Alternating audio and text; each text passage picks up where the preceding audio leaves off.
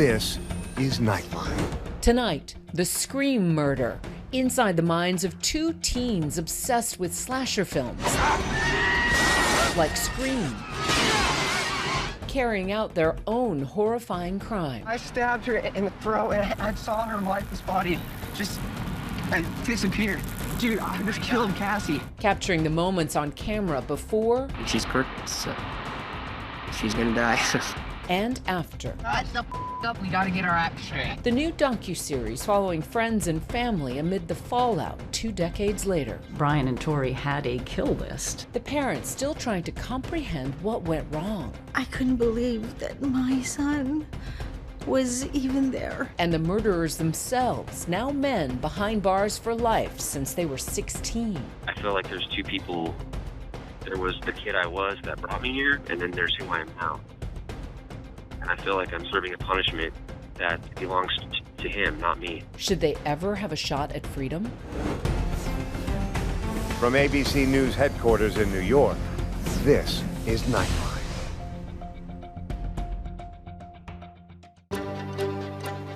Nightline continues. Now reporting, Juju Chang.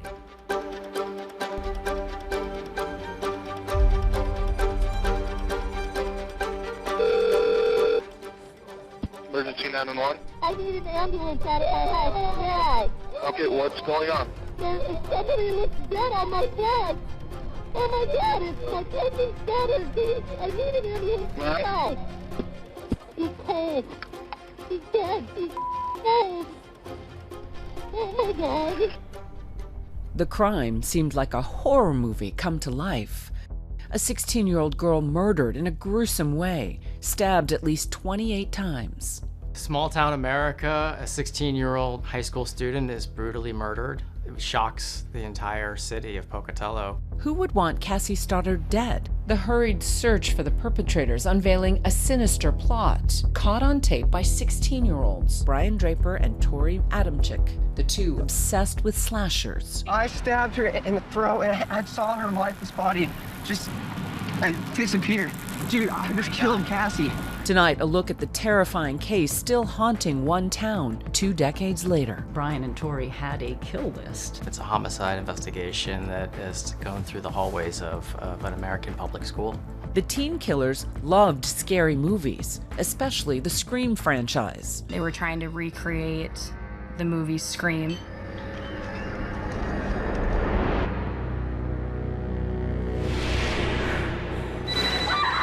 The movie's just pretty much about this Scream killer that wanted to scare and hurt their friends.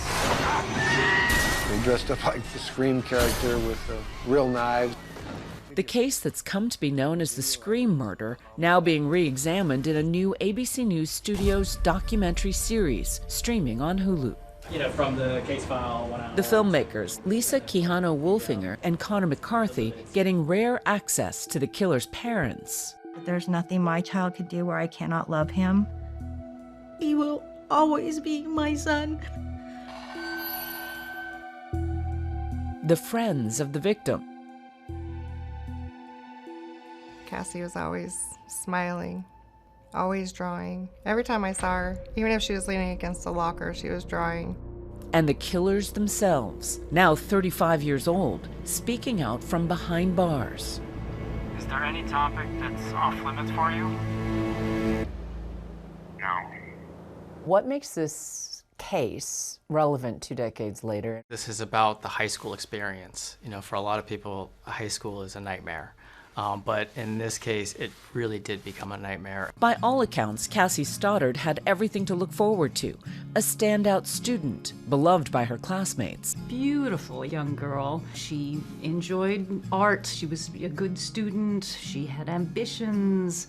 She had her whole life ahead of her. In September 2006, Cassie went to her aunt and uncle's home to house sit. Her family finding her body 2 days later. Authorities investigating a disturbing scene. There was blood spatter in the hallway that led to the living room. In the living room, I remember seeing her body laying flat on her back. She had several wounds to her upper and lower body, and it was evident that she was stabbed to death. There was a sign of a fight. She had a pinky injury. Defensive wounds on her hand would indicate she was fighting somebody off. In the urgent search for the killer, detectives first interview Cassie's boyfriend, Matt. He was with her that night. And I'm hearing rumors about they chopped off her legs, they chopped off her head, they broke her fingers, they cut her fingers off her hair and all of this stuff. But Matt wasn't the only one at the house with Cassie. Brian Draper and Tori Adamczyk watched a movie with the young couple and left a few hours later. Tell me about Brian and Tori. They were friends. They both grew up in LDS homes, conservative households. People knew them. They were the film geeks, you know. Brian always had a camcorder. Videos made by the boys shown in the ABC News studio series. Brian, keep the words out. I try to make it as simple as possible. They both talk about feeling alienation for very different reasons, but in terms of being accepted, they were not part of the cool kids, the populars, the jocks, you know. They were a little bit on the fringe, but somewhere in the middle. And sometimes being somewhere in the middle can be the loneliest place. When Cassie's boyfriend, Matt, left the house that night, he said she was still alive. Police turned their attention to the friends, Brian and Tori. In the interrogation room, Brian claimed they'd left Cassie and gone to a movie that fateful night. But then I asked him questions like, hey, what was the movie about? He couldn't tell me what the movie is about. He couldn't tell me what room it was in, what side of the building. And that struck us as a little bit odd. We feel like we want to continue to interview Brian to get more clarity about what actually happened. The detectives asked if they could interview Brian again, and we said, okay.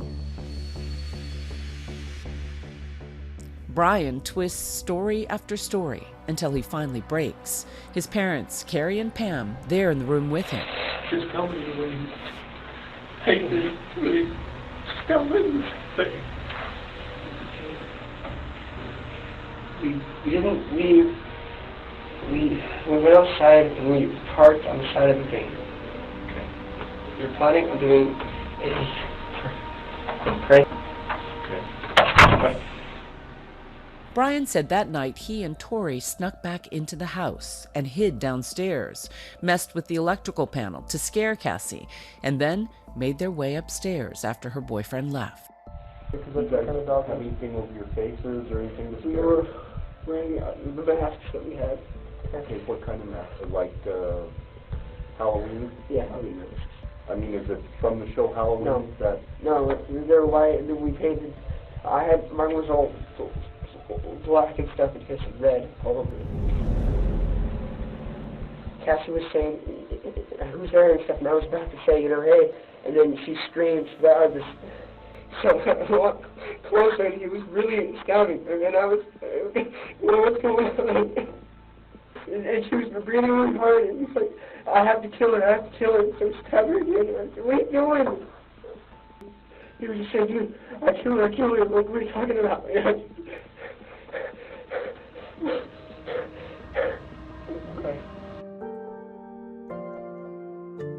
Did you stab her too? No, I didn't touch Cassie. I would never touch Cassie. Okay. Brian's parents seemingly shell-shocked by their son's admission.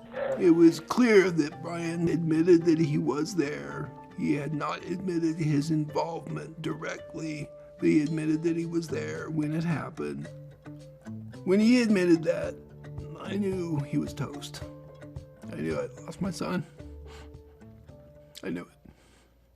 And I knew there was probably more to the story.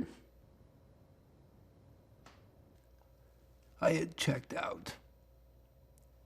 I felt like I was watching a movie of somebody else's life. I'm in disbelief. Just hearing what happened. I couldn't believe that my son was even there. Coming up, will Tori tell his side of the story? Plus, the chilling moments captured on buried videotapes. I'm sorry, Cassie's family, but she had number one. Nightline continues. Here again, Juju Chang. Cassie Stoddart's brutal murder rocked Pocatello, Idaho, from the halls of her high school to the halls of the police station. It's a traumatic event for a murder of a 16-year-old girl to happen in a town like Pocatello. Just about the only thing that could make it more traumatic is to find out that there's a likelihood that two 16-year-old boys who knew her committed the murder. One of her classmates already in custody, Brian Draper. Another, Tori Adamczyk, feeling the heat from authorities. You could tell that the wheels were turning when you looked into his eyes, and you could see he's thinking, do they really know what they know? Can I talk to an attorney? You can do that. We can kill it down. You know I love you. Or do you know I love you? Tori's dad, there with his son in this unimaginable moment. I think the other compelling part as a parent is watching the parents, because they're haunted by this crime. I challenge anybody to watch this and not connect with them. As a fellow parent, watching your son confess to brutally murdering somebody, I mean, your life is completely shattered at that point. Lisa Quijano-Wolfinger and Connor McCarthy are the filmmakers behind The Scream Murder, a true teen horror story. The ABC News docuseries going inside the dark thoughts of two teen killers. How did these boys slip through the cracks? Well, I mean, I think the entire documentary takes the audience on a journey to try and answer that question. You're going to be charged with first-degree murder. We know the details. We've got the knife that you used. We've got the masks that you used. We've got the videotape. This is right, Tori, and what they're saying is true. Both Tori and his friend Brian were charged with Cassie's murder and ultimately convicted. During his interrogation, Brian led authorities to chilling evidence that the boys had tried to hide and destroy the night of the murder, from masks and knives to video they allegedly recorded. It shows them plotting at school the morning of the crime, even filming their victim, Cassie. September 22nd, 2006, there's scheduling our 4th hour. We're not even planning right now for tonight. It's gonna be cool. I'm sorry, Cassie's family, but she had number one. We have to stick around. And she's hurt, so she's gonna die.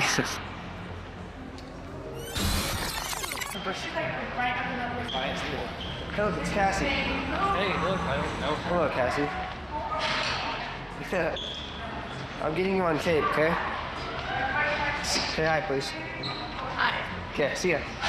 Well, there was a lot of debate on the motivation of making that tape. Who are these two people? Are they both playing characters? Are they being true to themselves? Is this the truth that's coming out, but only on camera? Another video documents the immediate aftermath of fleeing the scene. We just killed Cassie. We just looked her house. This is not a joke. I stabbed her in the throat and I saw her lifeless body just disappear. Dude, I just killed Cassie. Oh, that felt like fucking real. I mean, it went by so fast. We gotta get our act straight. The video disproved a little bit of Brian's interview that he didn't know it was going to go this way. That's what happened. It's such a big joke. Tori's DNA was found on one of the masks and on his shirt. Draper's DNA was pretty much on everything. The crime is not about Brian. It's not about Tori. The crime is about Brian and Tori. Two troubled teens fed off of each other. And it turns out Cassie was just the beginning of their plan. They had a kill list, and these were girls who had pissed them off in some way. And they had even grander aspirations of doing a school shooting at Pocatello High School. Perfect. School shooting. That would be a perfect day to be school. We got those jacked up murder. Yeah, that's true. It would. After being tried separately, Brian and Tori were sentenced together, side by side, to life without parole. When you sat with the parents, what struck you about their grappling with this for 20 years? I think the reason they wanted to do this was because they are still trying to get to just the solution. Like, where did this come from? What did I miss? Was there anything to miss? The teenagers turned men, now in their 30s, have been behind bars for more than half their lives. Some pondering if the two deserve a chance at parole, since they were minors at the time of their crime. The issue of is it right to sentence a juvenile to life without parole comes up in this film, and we debate it. We're the only country in the world that throws our juvenile children away for life and never have a possibility of parole. In 2012, 6 years after Brian and Tori were sentenced, the Supreme Court ruled that mandatory life sentences without parole were unconstitutional for juveniles. But Idaho still allows it in rare cases. So far, the two men have not had their sentences changed. The U.S. Supreme Court did not indicate whether it would be a retroactive decision. What happens to kids who were prosecuted prior to that? Some states decided to resentence anyone who had been given an automatic life without parole. Would you make a decision at 16 that you would make at 30? Probably not. But how do we know for sure somebody's rehabilitated before we take that responsibility of just turning them loose again after we did all that work and due diligence to protect society and protect the victims? The two men serving their sentences in the same prison, but they rarely talk to each other. I admitted to everything I'd done except stabbing Cassie because that was the one thing I couldn't admit to. So I just continued to tell a lie and make everything worse with a lie instead of taking responsibility for what I had done. I feel like there's two people. There was the kid I was that brought me here, and I admitted that crime, and then there's who I am now. And I feel like I'm serving a punishment that belongs to him, not me. I would love to have my son have the ability to prove himself worthy. But at the same time, I will tell you, Cassie will not get a second chance, and that's my family's fault. So do I think my son deserves a second chance? That's really hard. Coming up, remembering Cassie, and a message to her family from one of the men. We'll be right back.